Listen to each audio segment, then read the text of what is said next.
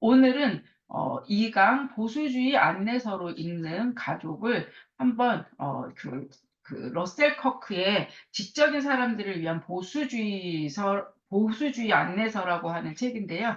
한번 그 책을 가지고 가족을 읽어보도록 하겠습니다.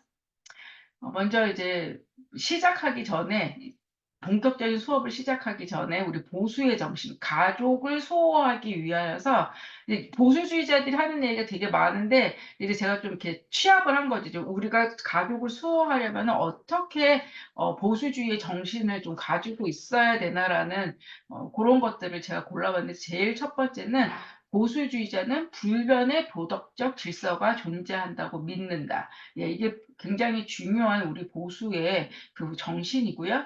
그리고 이 불변의 도덕적 질서 앞에 이런 도덕적인 완전한 존재, 예, 절대자이신 하나님이라고 하는 존재가 있다라는 거, 그 부분을 우리가 지난 시간에 배웠고요. 두 번째는 이제 에드먼드 버크가 말했죠. 사회는 현재 살고 있는 사람들 사이에서뿐만 아니라 산자, 죽은 자, 그리고 장차 태어날 자들 간의 동업이다. 그래서 지금 현재 우리가 살아가고 있는 이 사회는 현재만 살고 있는 사람들이 모여서 만든 사회가 아니라는 거죠.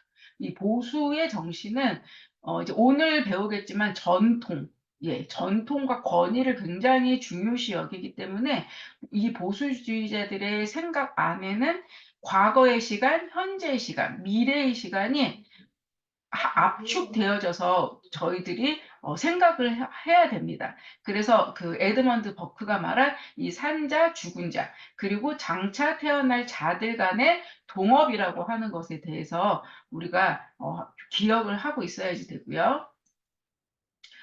세 번째 보수의 정신은 권위와 규범이 결여된 질서는 유지되지 않는다라고 하는 부분인데요. 정정합니다. 그래서 보수의 정신 세 번째는 T.S. 엘리엇이 아니라 러셀 커크가 한 이야기, 권위와 규범이 결여된 질서는 유지되지 않는다. 예, 이제 오늘 수업부터 이제 시작을 할게요. 오늘 이제 보수주의에 대해서 좀 자세하게 배울 텐데요. 이 보수주의라고 하는 것을 배우기 전에 저희들이 잠깐 그 20세기 이데올로기에 대해서 좀 이야기를 해보려고 합니다. 20세기의 지배적인 이데올로기는 모두 들어보셨을 거예요.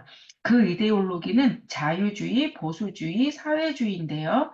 모두 프랑스 혁명을 계기로 발전하게 되고 새롭게 태동되었던 이데올로기입니다. 프랑스 혁명은 시민들이 주체가 되어 정치적인 자유와 평등에 입각하여 절대 왕정의 정체가 전복되고 그러므로 사회의 여러 가지 제도나 질서가 새롭게 정비되었는데요. 이를 보던 몇몇의 사람들은 무언가가 크게 잘못되어 가고 있다는 것을 깨닫고 유지되어 왔던 질서를 회복하고 옹호하려고 노력하였습니다. 바로 이 두 세력의 이데올로기를 자유주의와 보수주의라고 하는데요. 쉽게 말하면 자유주의는 자유와 평등의 가치로 전제정부로부터 해방을 부르짖었다면 영국에서 이런 프랑스 혁명을 지켜보았던 에드먼드 버크라는 인물은 자유주의에 맞서 정통적 질서와 제도들을 옹호해야겠다는 생각을 합니다. 이것을 보수주의의 출발점으로 이야기합니다. 그렇다면 사회주의는 어떻게 시작되었냐면 사회주의 역시 프랑스 혁명에서 영향을 받았다고 할 수 있는데요. 시민의 주체로 혁명을 일으켰을 때 그 주체는 재산을 가지고 있었던 부르주아를 할 수 있는 상인들 중심이었다면 상켈로트라고 하는 노동자나 민중들은 좀 더 평등의 가치에 기반한 공동체를 지향하게 됩니다. 여기에서 사회주의가 출현을 하게 됩니다. 이후 1917년 러시아 혁명을 통해 공산주의가 러시아에서 나타나게 되고 1차 세계대전 후에 공산주의가 위세를 떨치게 되었지만 자유주의의 위력이 나치와 같은 전체주의에 승리하게 되고 보수주의와 자유주의의 연대로 공산주의를 잘 막아내게 됩니다. 이러한 전반적인 이데올로기를 잘 기억해 놓으시면 이번 수업에 도움이 될 것 같아서 소개해 드렸습니다. 또 하나는 프랑스 혁명이 일어나게 된 배경 하나를 알아두면 좋을 것 같아서 말씀드리는데요. 프랑스 혁명이 발발할 당시 유럽은 절대 왕정 시대라 불리는 전제주의 시대였습니다. 절대 왕정은 17세기에 꽃이 피는데 이 인물은 영국 튜터 왕조의 절대 왕정 절정의 주인공 엘리자베스 1세 여왕이고요. 영국은 이 당시 해가 지지 않는 나라라고 불릴 정도로 그 위세가 대단했다고 합니다. 여기 이 인물은 원조 해가 지지 않는 나라 스페인의 합스부르크 왕조의 펠리페 2세입니다. 그리고 이 중앙에 있는 인물은 루이 14세로 짐이 국가다라고 말을 했다고 하지요. 베르사유 궁전을 건축하면서 자기 과시를 하였는데요. 결국 이 궁전에 많은 재정이 투입되면서 루이 16세 때 재정 파탄의 위기를 맞게 되는 이유 중 하나가 됩니다. 또 이 루이 14세는 신교와 구교의 종교 전쟁에 낭트 칙령을 내려 관용을 베풀었던 앙리 4세와는 다르게 오히려 교황의 지지를 얻기 위해 낭트 칙령을 폐지하고 그로 인하여 위그노들이 핍박을 피해서 다른 지역으로 이주하게 되는 그런 계기를 제공한 인물이기도 합니다. 이제 이후 프랑스는 그 유명한 루이 16세가 계속 절대 왕정을 이어가고 있는데요. 이 인물이 루이 16세이고요. 프랑스 혁명 세력에 의하여 단두대에서 목이 잘려져 나가게 되는 인물입니다. 그리고 이 아리따운 여인은 루이 16세의 부인 마리 앙뚜아네트로 신성 로마 제국 황제 프란츠 1세와 오스트리아 제국의 여제 마리아 테레지아의 사이에서 태어난 막내딸이고요.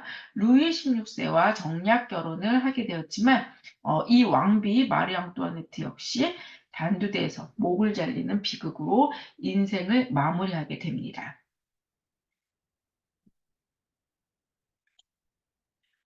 그리고 이 인물들은 누구냐면요. 바로 프랑스 혁명이 일어나게 되는 아주 중요한 사상과 철학을 제공했던 인물들입니다. 중세시대 때는 알다시피 모든 것을 신의 중심으로 사유를 하고 있었는데요. 중세가 사라지는데 지대한 영향을 끼쳤던 그 당시 세 가지 사상이 있었습니다. 바로 르네상스, 종교개혁, 그리고 과학혁명이었는데요. 특히 과학혁명은 프랑스 혁명에 직접적인 영향을 주었다고 해도 과언이 아니라고 생각되어 소개합니다. 이 인물은 바로 가장 위대한 과학자, 영국인 뉴턴인데요. 사과가 떨어지는 것을 보면서 만유인력의 법칙을 발견해낸 인물입니다. 또한 이 인물은 프랑스의 철학자이면서 수학자인 르네 데카르트인데요. 이 사람은 모두 다 알고 계시는 명제이지요. 연역적 방법을 통한 회의로 말미암아 발견해낸 나는 생각한다, 고로 존재한다라는 말을 하여서 유명한 철학자이기도 한데요. 중세 당시에는 사유의 근원은 바로 신이었습니다. 데카르트와 뉴턴의 생각은 이성에 근거하여 기하학이나 수학을 바탕으로 인간과 자연, 그리고 신을 규명해내는 작업을 하였습니다. 중세 시대에는 아리스토텔레스 사상이 지배적이었고 중세 스콜라 철학자인 토마스 아퀴나스는 많은 부분을 아리스토텔레스 철학을 가지고 사유를 하였고 또 스콜라 철학을 많은 부분 교황청에서 수용을 하고 있었기 때문에 중세는 목적론적 세계관, 목적론적 인간관을 시대 정신으로 가지고 있었습니다. 반면 중세가 무너지고 과학혁명이 진행되면서 이런 데카르트의 합리론과 뉴턴이 발견해낸 자연 법칙을 토대로 기계론적 세계관, 기계론적 우주관이 형성되어 갑니다. 그러하기에 바로 이 두 사람은 계몽 사상이 발현하는 데 큰 기여를 하였기에 소개해 드리고요. 또 다른 인물은 볼테르라고 하는 요 인물인데요. 이 인물은 일찍이 영국에 있으면서 명예혁명 이후 의회 정치를 하고 그로 인하여 발전하고 있는 영국의 정치를 보면서 굉장히 영국을 부러워했어요. 그래서 프랑스에도 전제 정부가 아닌 의회 중심의 정치를 이끌려고 하였는데요. 안타깝게도 이 볼테르의 기반은 명예혁명의 기반이 되었던 로크의 사상과는 결이 다른 이성을 신뢰하면서 주술과 미신을 타파하려는 인본주의적인 사상으로 자유를 설계합니다. 볼테르 역시 계몽주의 사상가 중에 한 명이고요. 또 다른 계몽주의 사상가라면 그 유명한 장자크 루소가 있는데요. 루소는 자신의 저서 사회 계약론에서요. 인간은 자유롭게 태어났지만 이렇게 쇠사슬에 묶여 있다고 표현했는데 이렇게 자유로운 인간을 억압하는 것은 다름 아닌 종교, 과학, 교육, 문명이라고 이야기합니다. 그래서 에밀이라는 교육책을 쓰면서 루소는 인간은 자연으로 돌아가야 한다고 강조를 하는데요. 루소의 생각에는 문명의 영향을 받지 않고 있는 자연인인 이런 원시인을 고상한 원신이라고 일컬으면서 신, 종교, 과학 이런 거로부터 자유로운 원시인, 곧 고상한 원시인을 동경하는 그러한 사상가이기도 합니다. 또 루소는 일반 의지라는 것을 고안해내어서 공공의 선을 우선하기 위하여 이 일반 의지가 곧 법이며 이 일반 의지의 행사가 곧 주권이라고 자신의 저서를 통하여 밝히고 있습니다. 이런 데카르트와 뉴턴의 기계론적 우주관과 루소와 볼테르가 각각 설파했던 사상으로 무신론이 대두되는 시점에서 프랑스 혁명이 일어났다는 배경을 잘 이해하고 계시면 보수주의가 왜 자유주의의 맞수가 되었는지 버크의 이야기를 더 잘 이해할 수 있으리라 여겨서 조금 긴 시간을 내어서 설명해 보았습니다. 이제 프랑스 혁명이 1789년에 시작됩니다. 루이 16세는 무리한 재정 운영으로 재정 파탄이 나려고 합니다. 그래서 재정 개혁을 단행한 루이 16세는 그동안 세금을 내지 않았던 성직자와 귀족들에게 세금 징수를 하려고 하는데요. 이 안건을 가지고 오랫동안 열리지 않았던 프랑스의 신문제로 회의를 하였던 삼부회를 소집하게 됩니다. 프랑스는 그 당시 1신분인 성직자와 2신분인 귀족, 3신분인 시민이 존재하였는데요. 투표 방식을 놓고 이견이 생기면서 제3신분이었던 재산을 가지고 있던 상인들 중심의 부르주아들이 국민회의를 결성하게 되고 이것을 보는 루이 16세 입장에서는 비합법적인 국민의회에 해산 명령을 내리지만 국민의회는 절대 해산하지 않을 것이라며 테니스 코트에 서약을 합니다. 바로 이 명화가 자크 루이 다비드의 테니스 코트의 서약입니다. 그리고 얼마 안 있어서 국민의회는 프랑스 인권선언을 하게 되는데요. 인간과 시민의 권리선언이라고도 합니다. 그런데 여기에서 우리가 눈여겨봐야 할 것은 뭐냐면요. 바로 국민의회는 지구의 존재 앞에라는 문구가 삽입되어 있는데요. 이 지구의 존재 혹은 신이라고 표현하기도 하는데요. 그 지구의 존재라고 하는 요 표현이요. 미국 독립선언문에 나타난 자연의 법과 자연의 하나님의 법이라고 사용했던 세계관과는 다르다는 것을 알고 계시면 됩니다.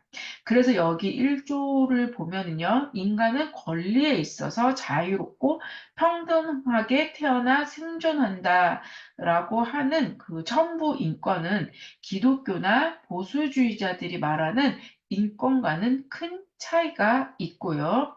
여기 3조 모든 주권의 원리는 본질적으로 국민에게 있다는 이 말은 루소의 일반 의지 개념이 채택되었던 것이고 이 일반 의지의 주체인 국민에 의하여 국왕뿐 아니라 공포 정치도 단행하여 단두대가 등장하게 됩니다.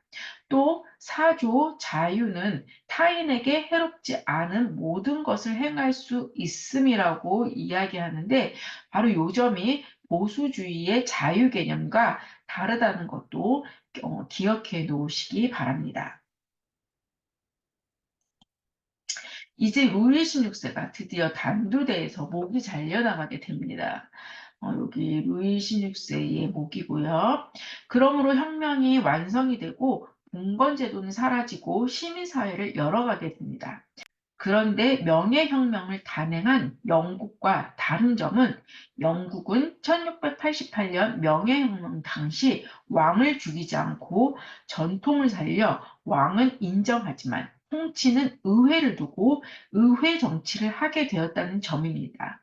후에 버크는 프랑스 혁명 성찰에서 프랑스와 비교하면서 이 영국의 헌정 체제를 높이 평가하는데요.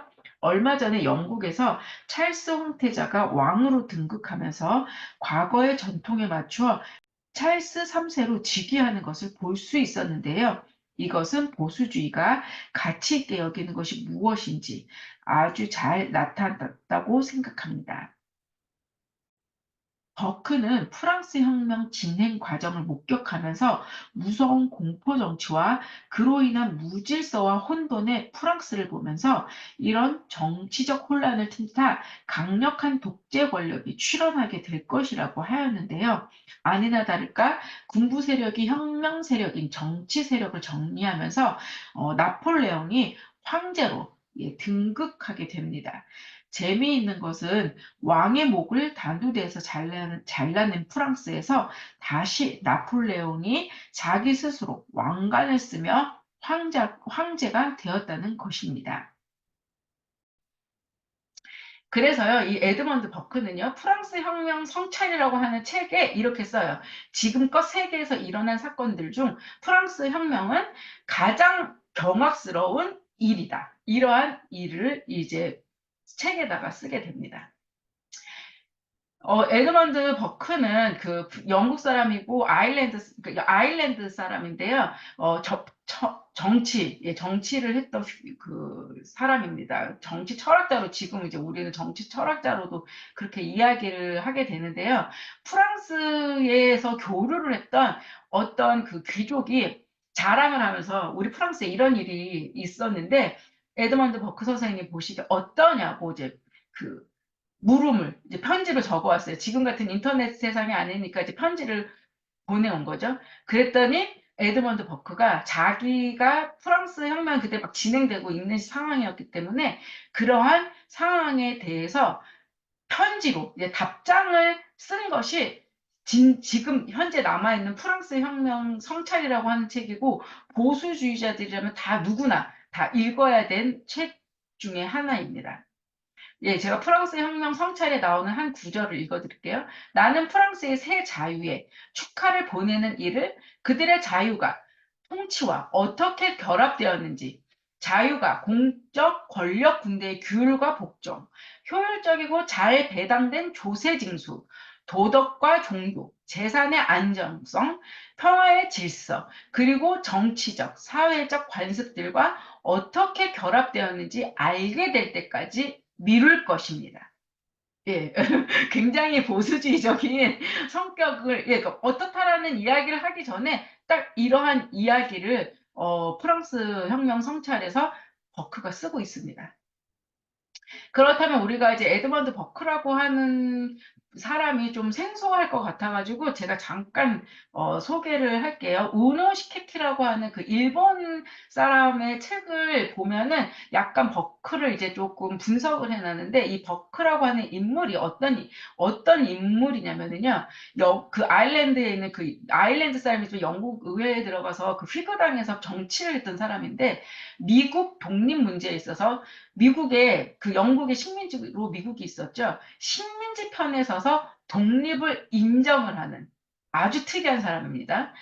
또 아일랜드에서 차별당하였던 카톨릭의 권리를 옹호했던, 예, 그때 이제 신교가 들어와가지고 이제 그러한 종교적인 어떤 분란이 이제 있게 되니까 이렇게 아일랜드에서 차별당하고 있던 카톨릭의 권리를 옹호하는 데 또 앞장을 섰고, 미국만 식민지로 가지고 있었던 게 아니라 영국이 인도도 이제 식민지로 가지고 있었죠. 그래서 동인도 회사가 식민지 인도에서 저지른 그런 부정을, 예, 규탄하는 일에 아주 헌신을 했어요. 그래서 그 우뇨시케티는 에드먼드 버크를 자유의 투사라고 이야기를 합니다. 그런데 이 에드먼드 버크의 시선이 프랑스 혁명을 비판을 하면서 반혁명의 투사가 되었다라고 이야기를 하고 있고요. 이제 보수주의의 출발점인 에드먼드 버크를 우리가 공부하면서 본격적으로 이제 보수주의를 알아보고 이 보수주의의 토대를 가지고 우리가 가족을 어떻게 수호해야 되는지 오늘 그 부분을 공부하도록 하겠습니다. 먼저 보수주의라고 하는 말은요. 단어는 보수하다, 예, 컨설브라고 하고요. 영어로 물건을 보존하다, 지켜야 할 것, 이런 그 뜻이 있대요. 그 보수라고 하는 말에. 그렇기 때문에 우리가 무언가를 보수하고 지켜야 되고 보존시켜야 되고, 예, 이런 단어로서 보수주의가, 예, 태동을 하게 됩니다. 그러니까 보수주의는 혼자선 절대 나오지 않아요. 무언가를 만들 때 이게 정상적이지 않을 때 태동되는 그러한 이데올로기라고 생각을 하면 되시고요. 보수주의의 키워드는 저는 그래서 전통과 권위로, 뭐 여러 가지 키워드가 있는데 저는 전통과 권위라고 하는 키워드를 가지고 가족을 수호해야 된다고 생각을 합니다. 일단 보수 전통을 알기 위해서는 보수주의자들의 역사관을 알아야 되는데 이 보수주의의 역사관이 특이합니다. 보수주의의 역사관은 경험을 토대로, 예, 역사를 보는 시각이 있어요. 그런 반면에 이 진보주의자들은 아까 말했듯이 기계론적인 세계관을 가지고 있어요. 데카르트나 그런 뉴턴의 영향을 받아서. 그래서 이 역사를 보는 사고가 추상적이고 연역적인 방법을 통해서 역사를 본다고 해요. 그런데 문제는 왜 이 경험을 제가 이야기하냐면요. 이 현재를 바라보는 시각이 진보주의자와 보수주의자가 다릅니다. 진보주의자는 그렇기 때문에 이 현재라고 하는 그 시각이 미래의 출발로, 이 현재를 미래의 출발로 선정을 하게 돼요. 그런데 보수주의자는 현재는 과거에 근거하고 있다. 지금 우리가 현재를 살아가고 있다라고 하는 거는 과거를 근거로 지금 현재가 있다라고 하는 생각에서 진보주의자와, 예, 그 다음에 보수주의자가 다르게 됩니다. 그러고 이제 로버트 니스벳이라고 하는 그 보수주의자는요, 좀 어려운 말이긴 하지만 요 말을 하면 선생님들이 더 잘 알아들을 수 있을 것 같아서 제가 읽어드릴게요. 현재는 연속적이고 끊임없이 성장하는 과거가 도달하는 가장 최근의 지점이다. 그것이 바로 현재라고, 예, 이렇게 정의 내리고 있습니다. 이런 역사를 경험을 토대로 생각하는 보수주의자에게 전통은 과거로부터 전승되는 지혜라고 할 수 있는데요. 역시 사회를 바라보는 보수주의자와 진보주의자의 시각 차이가 있습니다. 진보주의자는 앞에서 잠시 언급한 것처럼 데카르트와 뉴턴의 영향으로 기계론적 세계관을 가지고 있었기 때문에 사회를 기계, 혹은 부품으로 보고 있습니다. 그래서 무언가가 잘못된 것이 발견되면 기계나 부품을 빼서 고치면 되기 때문에 질서나 제도를 손쉽게 제거하려고 합니다. 반면 보수주의자는 경험을 토대로 역사를 바라보기 때문에 사회를 상호 연결되어 있는 유기체로 바라봅니다. 그래서 사회에서 문제점이 발견되었을 때는 진보주의자와는 다르게 조심스럽게 문제 해결을 하는데요. 급진적 개혁보다는 점진적인 개혁을 통하여 사회 문제를 해결하여 변화를 주려고 합니다. 그러하기 때문에 기존의 구조나 제도, 이런 생활 양식은 보수주의자에게 아무리 낡은 것이라도 좋은 점이 있기 때문에 전승되어 왔고 그렇기 때문에 더욱 의미가 있는 것이라고 생각할 수 있어서 함부로 제거하면 그동안 경험하지 못한 일이 생겨날 수 있다는 것을 항상 염두에 두게 됩니다. 그런 의미에서 가족제도나 결혼제도는 아주 오래된 인류의 전통이며 생활 양식이기 때문에 현대인들이 생각하기에는 별 필요가 없어 보여도 인류에게는 전통 있는 유익한 제도임을 보수주의자들은 주장하게 되는 것입니다. 또 다른 보수주의의 키워드로는요, 권위가 있는데요. 러셀 커크는 진정한 자유를 알기 위해서는 진정한 권위가 무엇인지 알아야 한다고 했는데요. 그 이유는 권위는 신중한 행위가 이루어지는 토양이기 때문이라고 합니다. 커크에 의하면 자유답게 작동하기 위해서는 권위, 규범, 사회 질서라는 세 가지 기둥을 필요로 하는데요. 그런데 만일 권위가 공정하지 못하고 정당하지 못하고 규범이 단지 어떤 새로운 지배로서의 칭령에 지나지 않는다면 사회 질서는 자유를 거의 용납하지 않는다고 하였습니다. 이 부분에 대해서는 제가 3강에 대해서 자세하게 이야기하도록 하고요. 그렇기 때문에 보수주의자들은 진정한 자유를 누리기 위해서는 진정한 권위를 소중하게 생각해야 합니다. 그런데 보수주의자들이 꼭 기억하고 있어야 하는 것이 있는데요. 그것은 바로 보수주의의 인간관입니다. 아무래도 보수주의는 영국과 미국에서 발현되고 꽃을 피웠던 사상이기 때문에 특히 메이플라워를 타고 영국에서 미국으로 건너간 청교도들의 사상에 영향을 받습니다. 그래서 칼빈주의의 전적 타락을 수용하면서 인간의 본성에는 결함이 있고 그렇기 때문에 인간이라고 하는 존재는 불완전하다라는 것을 인정합니다. 이것은 아주 중요하기 때문에 반드시 기억해 놓으시고요. 그렇기 때문에 보수주의자는 스스로 왕이 되려고 하는 인간의 그 어리석음을 항상 염두에 놓고 있습니다. 왜냐하면 인간 스스로 왕이 되려고 할 때 인간은 모든 권위를 거부하고 자신의 욕망을 충족시키기 위하여 신의 공정한 권위를 뒤집어 엎고 자신이 절대자의 자리에 앉으려 할 뿐 아니라 사악한 권력을 지향하게 됩니다. 이런 불공정하고 정당하지 못한 권위 아래에서는 자유가 억압되고 인류에게는 큰 불행이 있었다는 것을 우리는 역사를 통해 알 수 있지요. 그 예로는 프랑스 혁명의 자유주의자들이 정부와 교회를 전복하는 것을 보면 잘 알 수 있고 그것을 비판한 버크를 통하여서 참다운 권위가 무엇인지를 알게 됩니다. 그래서 러셀 커크는 규범, 권위, 질서 있는 자유라고 하는 짤막한 수필에 이렇게 적고 있는데요. 도덕적이고 사회적인 근본 원칙들의 경우엔 더욱 그렇다. 사람은 규범과 전통을 통해서 또 정당하고 건전한 권위를 습관적으로 수용해야만 인간적 규범의 지식을 획득한다. 라고 말하고 있습니다.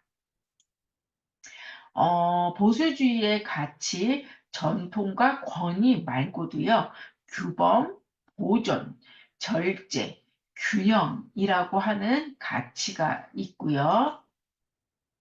바로 이분이 러셀 커크입니다. 러셀 커크는요, 보수주의의 대부라고도 일컬어지기도 하고요. 미국의 정치 철학자이기도 합니다. 러셀 커크는 박사학위 논문으로 보수의 정신이라고 하는 것을 작성하였는데요. 그 내용은 영국의 보수주의 시조인 에드먼드 버크와 미국의 건국의 아버지들을 연구한 논문이라고 말하고 이를 요약한 책이 오늘 우리가 읽게 된 지적인 사람들을 위한 보수주의 안내서라고 합니다. 그리고 또 이 러셀 커크와 많은 접촉을 하였던 정치인 중에 한 명이 바로 로널드 레이건 그 미국 대통령이었고요. 레이건은 러셀 커크의 책을 읽고 그의 영향을 받아서 연설에서 미국 건국의 아버지들을 많이 인용하였다고 합니다. 바로 요 책이 러셀 커크의 박사 논문이었던 보수의 정신이었고요.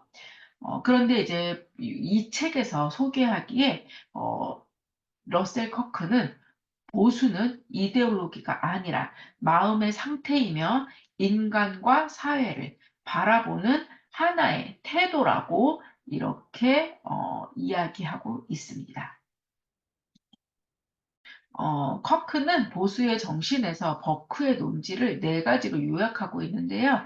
이 부분을 조금 말씀드리면은 버크의 보수주의를 조금 더 잘 이해할 수 있을 것 같아서 소개해 드리도록 하겠습니다. 커크는 버크의 논지를 어떻게 이야기했냐면요. 사회가 이루어진 모습은 하늘이 그렇게 원했기 때문이라는 믿음, 개인이나 공공의 삶은 전통과 선입견에 따라 이루어져야 한다는 생각, 인간은 오직 신의 눈에서만 평등하다는 확신, 개인적 자유와 사유 재산을 헌신적으로 지지하나 교조주의적 변화는 반대했다고 이렇게 요약하고 있습니다. 교조주의라고 하는 말은 제가 조금 뒤에 있다가 설명을 하겠지만은요. 교조주의는 어떤 철학이나 사상을 절대적으로 생각해서 우리 인간의 삶에 기계적으로 적용하려고 하였던 어, 사상을 교조주의라고 이야기합니다. 또한 우노시케키라고 하는 그 일본인이 썼던 보수주의란 무엇인가라고 하는 이 책에서는요. 버크의 프랑스 혁명을 비판을 하는데 3가지로 축약하여서 비판합니다. 프랑스 혁명은 왕국의 과거 원리 회복이 아닌 역사의 명확한 단절이고 단절을 오히려 긍정적인 것으로 여겨 새로운 원리에 기반에서 시작되었다고 이야기하고요. 바로 이 역사적 근거 없는 추상적 원리가 바로 이 새로운 원리의 기반이 되었다고 비판하고 있습니다. 어, 그래서 다양한 가족 안에 있는 동성혼이나 비혼 출산을 보수주의의 원리로 비판해 볼 수 있을 것 같아서 제가 이렇게 3가지로 이야기해 보도록 하겠습니다. 다양한 가족, 바로 이 동성혼은요, 가족 전통의 원리 회복이 아닌 문명 역사의 명확한 단절이고요. 젠더를 오히려 긍정적인 것으로 여겨 새로운 가족 원리 기반으로 여기려고 하고 젠더는 과학적 증명이 없는 추상적 원리의 기반이라고 비판할 수 있을 것 같습니다. 여기 이렇게 지적인 사람들을 위한 보수주의 안내서, 개인, 가족, 사회, 역사에 대한 보수의 철학이라고 나와 있고요. 러셀 커크가 대중을 위해 쓴 최초의 보수주의 철학 해설서라고 이야기하고 있습니다. 오늘 저희는 보수주의의 정수와 종교적 신앙을 짤막하게 살펴보고 가족을 조금 길게 하나하나 읽어보도록 하겠습니다. 이 책을 읽기 전에 집산주의와 교조주의에 대해서 잠깐 설명을 하고 책을 읽겠는데요. 집산주의는요, 사회 전체의 복지를 실현하기 위해 개인의 자유에 제한을 가할 필요를 인정하는 사상 및 운동이라고 기억하고 계시면 되겠고요. 교조주의는 특정한 교리나 사상을 절대적인 것으로 받아들여 현실을 무시하고 이를 기계적으로 적용하려는 태도를 말하고 있다고 합니다. 그렇다면 보수의 정수 10가지를 이야기해 보도록 하겠습니다. 근대 보수주의 시작을 프랑스 혁명 당시 혁명 세력의 파괴적 행동을 비판한 세력을 그 시작으로 보고요. 프랑스 혁명 세력이 인류가 보존해야 할 숭고한 가치들을 무너뜨리는 것에 대해 우려를 표명했던 세력의 중심에는 에드먼드 버크가 있습니다. 러셀 커크는요, 버크의 사상 속에서 정치 사회화된 이들이 신대륙으로 건너가 미국을 건설하였고, 미국이라는 성공적인 국가를 만들었음을 주장하면서 보수주의적 가치를 유지해 왔기 때문에 미국이라는 국가는 성공할 수 있었다라는 것이 저자의 주장이었고, 이 주장을 이제 보수주의의 정수 10가지로 소개를 합니다. 첫 번째, 인간과 국가는 도덕률로 지배된다. 도덕률의 기원은 지혜, 즉 신의 정의. 예, 도덕률이 신의 정의에 의해서, 예, 신이 이 땅을 이루려고 하는 그 정의가 도덕률이 되었다고 이야기를 하고요. 두 번째는요, 고도로 발달된 문명의 특징은 가지각색의 다양성을 가지고 있습니다. 획일성과 절대적인 평등은 존재의 모든 진정한 활력과 자유를 죽인다고 봤어요. 우리 보수주의자는 그렇게 생각을 하고, 실제적으로도 어떤 문명사회는 다양한 색깔을 내야지 이렇게 모두 다 똑같고 절대적인 평등한 사회에 우리 인간들이 살아갈 때는 활력을 잃고 자유라고 하는 것은 죽어버린다라고 이야기를 합니다. 세 번째, 정의란 개인들의 능력과 성실성에 따르는 정당한 목의 분배가 정의라고 생각을 하고요. 네 번째, 보수의 정수는 재산과 자유는 분리가 불가능하게 연결돼서 그 재산과 자유는 같이 가야 되고, 만약에 모든 남녀가 재산이 없으면 정부의 자비에 자신을 맡겨야 합니다. 이게 무슨 소리인지 알겠죠? 국가가 신이 되어서 우리를 먹여 살린다라고 하는 것 자체를 보수주의자들은 거부하고, 그렇기 때문에 이 재산권이라고 하는 것이 보수주의자들에게는 귀중한데, 왜 귀중하냐면은 이 자유라고 하는 것을 보존하기 위해서 재산이라고 하는 재산권이 자유와 재산권이 따로 있는 게 아니라 같이 가는 개념이라고, 예, 설명을 합니다. 다섯 번째 보수의 정수는요, 권력의 위험성을 알아요. 왜냐하면 인간이 불안정하다고 생각을 하고 있기 때문에 한 사람에게 집중적인 권력이 갔을 때, 절대왕정 시대 때 어떻게 됐죠? 독재가 일어나고 자기만 위해서 무엇이든 다 할 수 있어요. 그 한 명만. 절대왕정에 있던 그 국왕. 그러니까 루이 14세가 짐이 곧 국가다라는 담대한 말을 했었잖아요. 그렇기 때문에 보수주의자는 견제와 균형을 하는 공화주의를 채택을 합니다. 그 정치 체제를. 그래서 그럴 뿐만 아니라 헌정 체제와 관습으로 권력을 제한을 해요. 관습이라고 하는 거 알다시피 전통을 중요시 여기게 되기 때문에 관습이라고 하는 것도 권위를 받게 되고요. 그러므로 말미암아서 이 권력이 중앙 되어 있다라고 하는 그 순간 사회는 퇴락하게 된다고, 예, 이렇게 보수주의자들은 생각을 합니다. 여섯 번째는요. 보수의 정수 여섯 번째는요. 과거는 지혜의 위대한 보관 장소이고, 이런 사회적 경험이나 도덕적 전통으로 우리 자신을 안내받아야 된다고 보수주의자들은 생각합니다. 보수의 정수 일곱 번째는요. 근대 사회는 진정한 공동체를 시급하게 필요로 한다. 진정한 공동체는 강제가 아닌 사랑과 자선이라고 이야기한 것은 어, 복지를 할 때 나라에서 복지를 추진하는 것이 아니라 이런 결사단체, 자발적으로 자원하는 그러한 결사단체들이 모여서 양심을 근거로 하여서 사랑과 자선을 베푸는 그러한 공동체에서 바로 복지를 해야 된다고. 보수주의자들은 생각하고 있습니다. 그래서 이런 진정한 공동체는 강제가 아닌 사랑과 자선을 토대로 하기 때문에 집산주의와는 완전히 별개의 공동체이고요. 세계 8번째 그 보수의 정수는 세계가 하나의 정부나 문명의 형태로 수렴되어야 한다고 생각하지는 않는다라고 합니다. 바로 이것은 바로 무엇을 뜻하냐면요. 모든 문명이 또 모든 나라의 정부가 미국과 똑같아야 된다라는 것은 아니라는 겁니다. 충분히 다양성을 확보해야 된다고 보수주의자들은 생각하고요.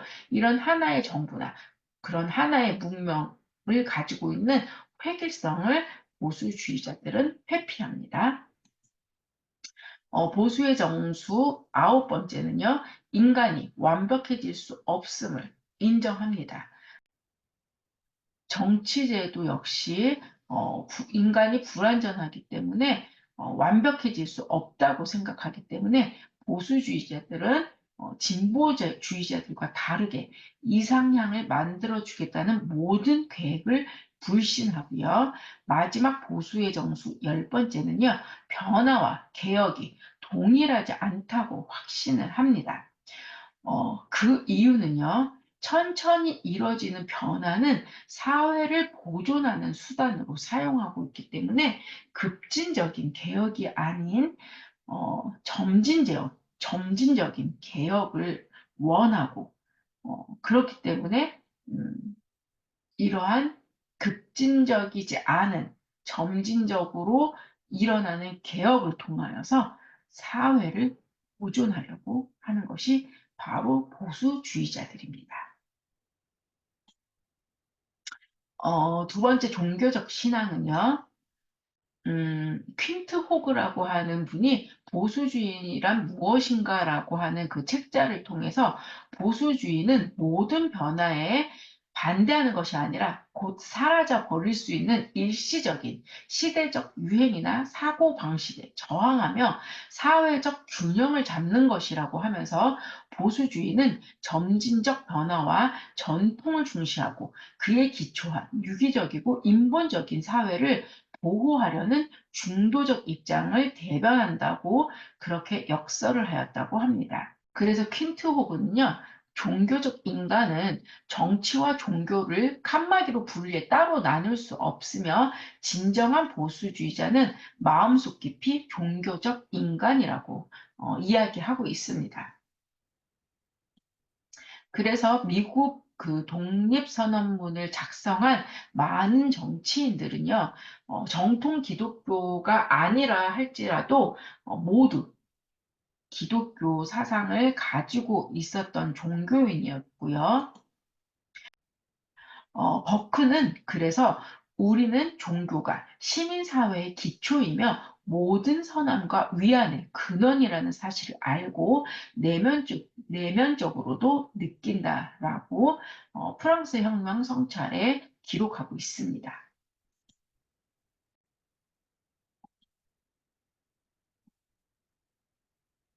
또한 보수주의자는 인간 사회를 신과 인간, 더 나아가 죽은 세대와 현재 살아있는 세대, 그리고 앞으로 태어날 세대 사이에 맺어진 영원한 계약이라고 본다라고 지적인 사람들을 위한 보수주의 안내서에서 이야기하고 있습니다. 이 부분은 우리가 1강에서 에드먼드 버크의 보수의 정신 두 번째로 소개해 주어서 잘 기억하고 있으리라고 생각하고요. 동료 인간에게 자비롭게 또 공정하게 행동하는 유일한 이유는 신의 의지가 우리에게 그리하도록 서로 사랑하도록 명령했다고 믿기 때문이다. 그래서 신의 의지는 바로 서로 사랑하라 라고 보수주의자들은 생각하고요. 그래서 그러한 우리의 그 행동의 유일한 이유는 바로 신의 의지가 되어야 한다고 이야기합니다. 종교적 보수주의자는 인간에겐 사회에 지는 의무가 있으며 공정한 정부는 도덕률로 통치된다고 확신한다. 그래서 보수주의자들은 인간의 본성을 보존하고 싶어 합니다. 다시 말해, 신이 자신의 이미지대로 창조하신 인간 본연의 모습을 지키고자 하고요. 그런데 집산주의자와 독재의 장애물로 이 종교적인 인간을 지목하고 있고, 종교적 인간에게는 힘과 신앙이 있고, 급진적 집산주의는 개인의 힘과 신앙을 혐오한다. 집산주의에 맞서는 진정한 저항은 바로 신이 곧 권위라고 믿는 사람들이기 때문에 집산주의자들은 종교를 가지고 있는 사람들을 싫어하고 혐오하게 되는 것입니다. 신성한 권위를 무시하는 나라는 곧 그 자신의 고삐 풀린 권력에 취해 광신적 민족주의에 지나치게 빠져버렸고, 그 때문에 20세기는 끔찍해졌다라고 커크는 기록하고 있고요. 신 앞에 평등하다라는 개념은 인간의 종교를 통해서 국가가 강제하는 끔찍한 사회, 경제적 평등으로 전환되었다. 그래서 오레스티스 브라운스는 공산주의는 기독교의 이단이라고 이야기하기도 합니다.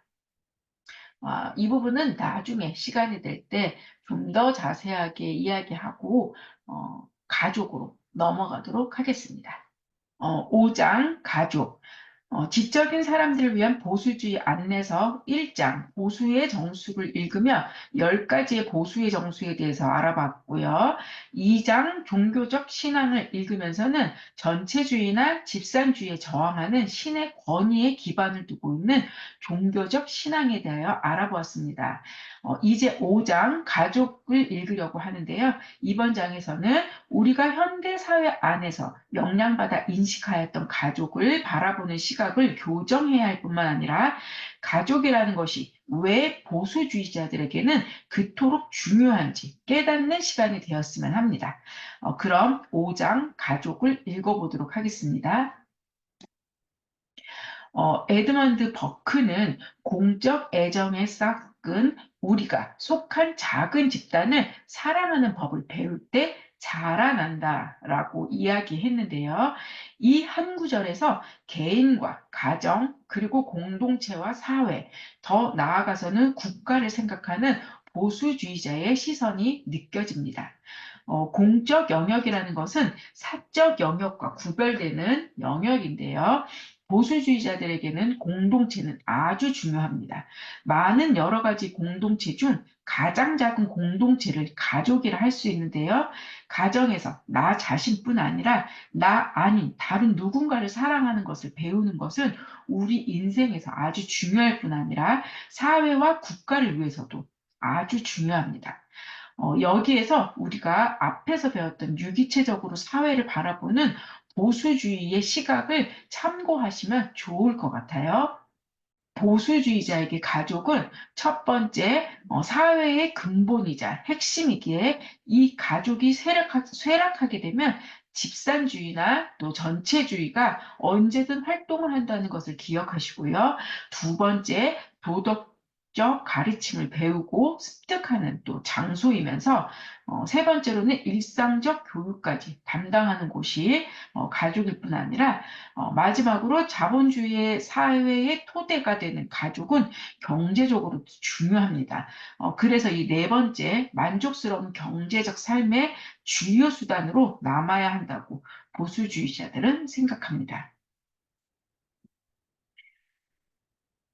사랑은 삶을 살아갈 만하게 만들며 이러한 사랑은 가족 안에서 배워야 한다. 가정 생활이 병들면 사랑도 시들어 간다. 특히 이 마지막 문장에 많은 분들이 동의하시리라고 여기는데요. 가족 안에서 사랑을 배우지 못하거나 결핍된 사랑으로 불만족함을 느끼는 가족 구성원들은 사회에서 그대로 그 병폐가 나타난다는 것을 우리가 여러 신문 기사만 봐도 알 수 있고요. 그렇기 때문에 보수주의자들뿐 아니라 모든 인류라면 가족을 소중히 여겨야 한다고 생각됩니다. 커크에 의하면 가정을 파괴하려는 아주 강력한 세력이 있다고 합니다. 특히 산업혁명 이후 농업사회와는 다르게 이렇게 여인들도 공장에서 일을 해야 하였기에 어떤 부분에 있어서는 산업혁명이 인류에게 많은 안락함과 편안함을 주었지만 이런 가족의 경제적 화합을 많이 깨어버렸다고 커크는 이야기합니다. 뿐만 아니라 이런 싸구려 오락과 교통수단 등을 통해서 가족끼리 함께 하지 못하고 대다수의 시간들을 가족이 아닌 이들과 보내야 한다는 것과 학교라는 공교육 기관이 생기면서 가족이 담당했던 교육적 기능들 상당 부분이 학교에 빼앗기게 되었다고 이야기하고 있고요. 진정한 보수주의자는 사람들에게 가족 사랑이 물질적 이득보다 더 중요하다고 상기시켜 이런 경향을 고치거나 거스르려고 노력한다. 이 글을 통해서 보수주의자들에게는 물질이 아닌 가치가 우선적이라는 것을 알 수 있습니다. 이 그는 바로 보수주의자들이고요. 이런 보수주의자들은 어, 가족의 화합과 근대 생활의 요구를 조화시키려는 실질적 수단을 강구하려 애쓴다. 네, 이렇게 보수주의자들은 이런 변화되는 그 현상과 질서를 새롭다고 받아들이는 것이 아니라 이런 부분에 있어서 새로운 문화와 나의 삶을 조화시켜 나가는 데 있어서 현실적인 문제에 대해 고민을 하는 사람들이라고 할 수 있고요. 불길한 세력의 핵심에는 가족이 한때 담당했던 모든 의무를 국가라는 정체가 맞게끔 만들고자 하는 특정 사람들의 의도적인 욕망이 자리한다. 여기서 이 불길한 세력의 핵심이 누구일까요? 꼭 전체주의자가 아니더라도 현재 우리 사회에 활동하는 불길한 세력의 핵심에 대해서도 심도 있는 연구가 있어야 된다고 생각합니다. 이분은 잠시 앞에서도 소개해 드렸지만 보수주의자이면서 탁월한 역사 사회학자인 로버트 니스벳이라고 하는데요. 이분은 나치와 공산주의 등의 전체주의자들이 가족을 멸절하려고 세웠던 계획을 자신의 저서인 공동체 추구라는 책에서 그 계획을 이렇게 묘사하고 있습니다. 전체주의적 정신 구조를 가진 교활한 사람들은 친밀한 가족 관계와 종교적 헌신의 힘을 잘 안다. 미래의 저항의 기반으로 사용될 가치와 동기를 사람들 사이에서 강력하게 유지시켜주는 힘이 거기에서 나오기 때문이다. 따라서 전체주의자들로선 각 구성원, 특히 젊은 구성원들을 가족에서 절대적으로 해방시킬 필요가 있다.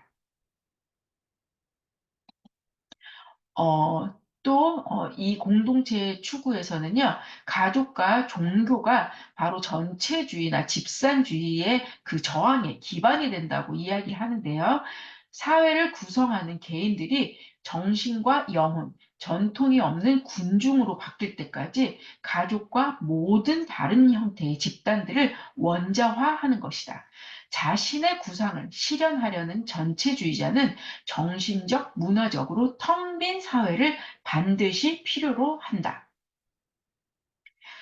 어, 지금 현대 사회에서는 이미 개인의 고립은 코로나 시기 때 저희 모두 다 경험해 보셨을 테니 뭐 더 이상 언급하지 않아도 될 것 같고요. 이런 개인의 원자화는 3강 수업 때 다루겠지만 우리 인간을 물질로 보면서 인간다움이 사라지게 만드는 그러한 용어이기도 합니다. 뿐만 아니라 인간을 원자로 보는 그런 사고에는 일반 사물조차 단순화시키려는 경향이 있어서 이해력에도 문제가 생기게 된다고 하고요. 또 바로 이 점이 전체주의자들에게는 독립된 개인을 사라지게 만든 후 니스된 말 그대로 정신적, 문화적으로 형빈 사회에 그저 궁중으로 살아가게 만드는 절호의 기회가 또 된다라고 생각이 됩니다. 그리고 사회를 유기체적으로 보는 시각을 가지고 있는 우리 보수주의자들에게 있어서 개인의 고립이나 이런 개인의 원자화는 결국 사회의 무관심을 이끌어가고 그러므로 사회를 변화시키려 하는 사회적 인간의 몰락은 미래 세대를 위하여 고민하여야 한다고 생각합니다. 이런 가족 저해 전략 세 가지를 어, 커크는 소개하고 있는데요. 첫 번째는 공교육으로 전인 교육을 하게 됨으로 말미암아서 자녀 교육권이 박탈당하는 일이 있게 되고요. 두 번째로는 젊은이들의 그 여가 시간을 가정 영역 바깥으로 보내게 함으로 말미암아서 대중국가 이념을 주입시키게 되는 계기가 된다고 이야기하고 있습니다. 이 부분에 대해서는 그런 미디어의 그런 악 영향에 대해서 많은 분들이 또 이해하시고 공감하시고 계실 것 같아서 따로 설명은 하지 않겠습니다. 세 번째, 상속세, 소득세 정책을 통해서 가족의 재산 상속을 불가능하게 만드는 것도 가족 저해 전략 중에 하나라고 하는데 저희들이 좀 잘 눈여겨봐야겠다라는 또 생각을 하게 되었습니다. 네 번째로는요, 가족의 애정에 유대감 약화를 시키기 위해서는 이혼을 장려하고 또 성적 자유를 외치게 하고 여성을 사적인 영역 밖으로 끌어내려고 한다라고 하는데요. 커크가 이 책을 썼을 때는 이미 과거, 지금 우리가 있는 이런 시대보다 과거여서 이제 이런 이야기를 했는지 모르겠지만 이미 이제 이런 세 가지, 이 가족의 애정의 유대감 약화하기 위한 이 세 가지는 지금 우리 현대 사회에 너무나 많이 팽배하고 있어서 정말 이 부분에 대해서 우리 보수주의자들은 정말 심각하게 생각해 봐야 된다고 여겨집니다. 가족의 유대감은 전체주의 국가의 희망을 무산시키는 강력한 장벽으로 작용하기 때문이다. 네. 가정을 위협하는 현대 생활 자체라고 커크는 이야기하는데요. 가정을 깨려는 이런 의도적 공격, 또 조금은 덜 의도적이지만 여전히 가정을 위협하는 현대 생활 자체라는 공격에 보수주의자들은 맞서 싸운다. 피트림 소로키는 러시아 사람인데요. 사회학자이고요. 깊은 공감과 동정심, 사랑, 가족, 구성원들에게 느끼는 충성심, 가족 안에서뿐만 아니라 인류 전반을 향한 충성심을 가르치는 가정의 기본적 기능은 반드시 회복되고 충분히 발전되어야 한다. 평균적인 좋은 가족만큼 이런 기능을 잘 수행해낼 기관은 그 어디에도 없기 때문이다. 이러한 형태의 가족은 새로운 창조적 사회 질서의 주춧돌이 된다라고 자신의 저서에서 밝히고 있습니다. 그렇다면 우리 보수주의자의 사명은 무엇인지 커크가 이렇게 네 가지로 요약하고 있었는데요. 과거를 공부하고 그래서 미래를 예견해야 된다고 이야기하고 있고요. 또 가족이 소멸하지 않도록 우리 보수주의자들이 많은 고민을 해야 된다라고 이야기합니다. 뿐만 아니라 또 가정을 복구해야 되는 그런 사명도 있고요.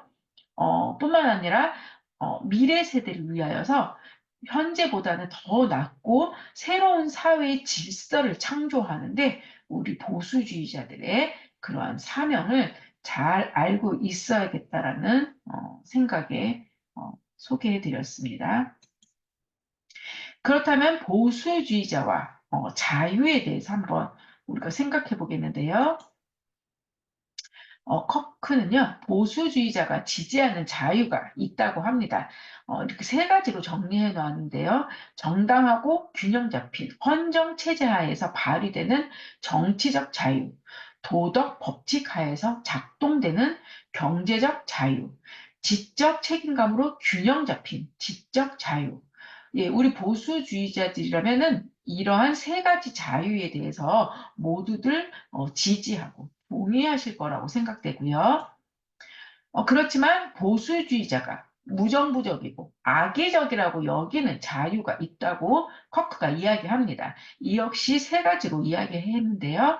다른 사람들의 재화를 빼앗아도 된다는 천부적 자유, 법과 질서를 전복할 자유, 진정한 자유를 창조한 도덕률을 철폐할 수 있는 자유, 예, 저희 보수주의자들이라면은 이 세 가지 자유에 모두 동의하지 않을 거라고 생각되는데요.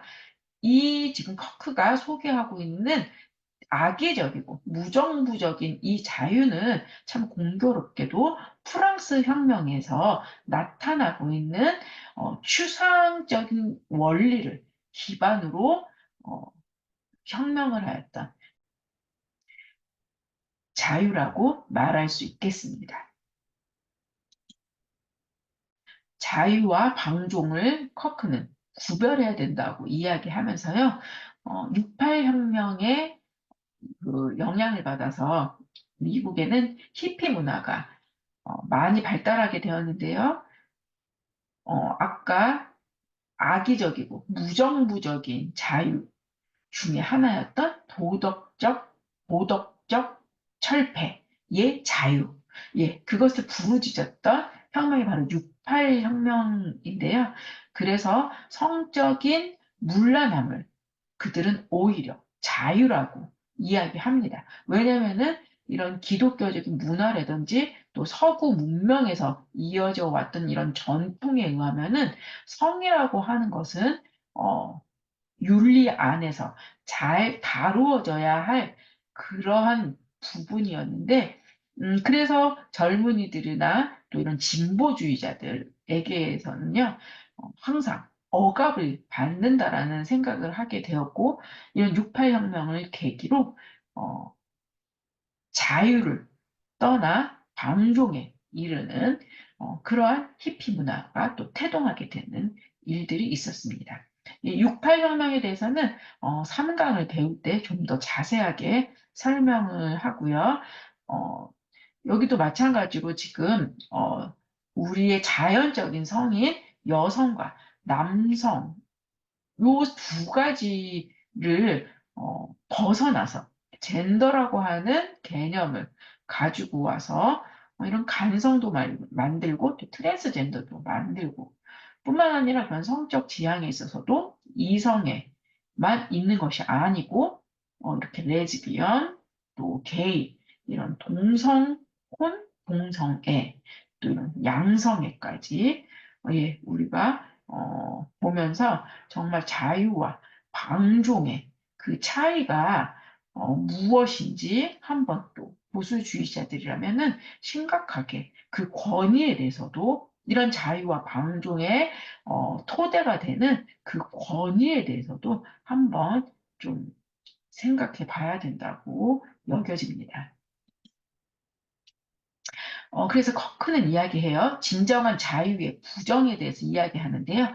결혼을 단순히 성적 결합의 법률적 형태로 만들려는 요구, 부모의 영향력에서 아이를 해방시켜야 한다는 요구, 집산주의적 새 도덕을 지지하면서 인류의 축적된 지혜인 도덕적 교훈을 모두 내다 버리려는 요구. 예, 이거 우리 지금 현대 사회에서 모두 다 이 요구가 지금 이루어지고 있다라고 해도 무방할 것 같고요. 3강에서 이 요구들이 어떻게 우리 그 인류들을 멸망으로 이끌고 있는지 살펴보는 그런 시간들을 또 갖도록 하겠습니다. 그렇다면은 우리 보수주의자들은 어떠한 자유의 개념을 가지고 있어야 하냐고 물어본다면 커크는 이야기합니다. 바로 질서 있는 자유라고 라고 대답을 하고요. 이 부분에 있어서는 우리 4강에 가면 좀 더 자유에 대해서 깊게 논의하는 시간이 있으니까 그때 더 이야기하도록 하겠습니다. 가족은 사랑과 의무, 진정한 인간이 어떤 의미를 갖는지 우리에게 가르친다. 가족은 성적 충동의 만족을 목적으로 삼는 단순한 제도나 거주, 수단 그 이상이다. 가족은 헛된 집산주의를 견제한다. 사랑과 의무, 그리고 진정한 인간이 어떤 의미를 갖는지 우리에게 가르친다. 처음으로 우리가 속하는 사회의 작은 집단이 또 바로 이 가족이다라고 이야기하고 있습니다. 가족이 없다면, 가족이 없다면, 저는 이 책을 읽으면서 개인적으로 이 사회에 가족이 없다면 정말 끔찍할 것 같다라는 생각을 하였는데요. 가족이 없다면 우리 문화에 매우 중요한 그 무엇도 보존 혹은 개선되지 못함을 보수주의자들은 알고 있다. 예, 우리 모두 보수주의자들이기 때문에 이 부분에 대해서 모두 알고 있어야 됩니다. 전통적 가족은 오래 유지되어 온 많은 제도들처럼 우리에게 뿌리가 되어주는 필수 불가결한 존재다. 그 뿌리가 없다면 우리는 인류의 그저 매우 많은 외로운 작은 원자로서 또 방종한 존재로서 어느 철권 정치 지배, 자비에나 맡겨지고 만다. 그래서 오늘 우리가 읽었던 지적인 사람들을 위한 보수주의 안내서로 읽는 가족 수업을 모두 마치도록 하겠습니다. 수고 많이 하셨고요. 감사합니다.